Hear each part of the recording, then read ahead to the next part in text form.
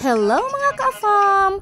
Hi! It's me, Mami Jolie! For today's video, magluluto tayo ng buttered chicken with vegetables. Ito ay napakabilis lang lutuin. Magigisa ka lang ng bawang at sibuyas. Tapos isusunod mo na agad yung chicken fillet. At habang nakasangkot siya ang ating chicken fillet, nagbabalat muna tayo ng patatas at carrots. At saka naman natin lagyan ito ng mga pampalasa kagaya ng paminta, toyo, oyster sauce, at seasonings. I-simmer muna natin ito ng mga 3 to 5 minutes. At kapag medyo luto na yung chicken, ilalagay naman natin yung mga gulay. Maganda kung ganyan ang pagkakahiwa ng gulay dahil maganda siya tingnan. Gumamit lang ako ng peeler sa paghiwa ng mga gulay na yan. Ang gusto ko sa gulay, naka-half cook lang, lalong-lalo na yung carrots.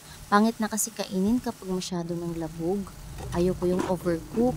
Mas malalasahan mo yung freshness niya at saka yung crunchiness niya kung half cook lang ang pagkakaluto ng gulay. Alam ko yung iba dyan mahilig din sa naka-half cook na gulay. Pero dapat yung potato, lutong-luto talaga siya. Hindi yan maganda kainin kapag half cook lang. Pero wag naman yung overcook, yung tama lang. Kapag medyo luto na yung gulay, pwede mo nang ilagay yung butter. Ang butter yung pinakang main ingredient niyan at saka yung chicken. Siya kasi yung nag-i-enhance ng lasa talaga. Dapat lasang butter yung ating buttered chicken. Kasi nga 'di ba, buttered chicken nga yung pangalan ng ating menu or yung ating niluluto ngayon. Itong butter na nabili ko, hindi siya maalat. Kaya walang problema kung maglagay ka ng marami. Ikaw pa rin ang magtatansya kung gaano karaming ilalagay mo. Suggestion lang yun sa akin. Okay na ang ating buttered chicken. Pwede na tayong mag-serve. Kain na na!